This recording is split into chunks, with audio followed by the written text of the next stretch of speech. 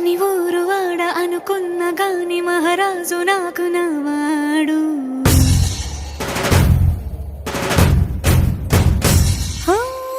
మాట పెడుసైనా మనసులో వెన్న రాయిలా ఉన్నవాడిలోన దేవుడెవరికి తెలుసును నాకన్నా. సూసేకి అగ్గిరవ్వ మాదిరే ఉంటాడే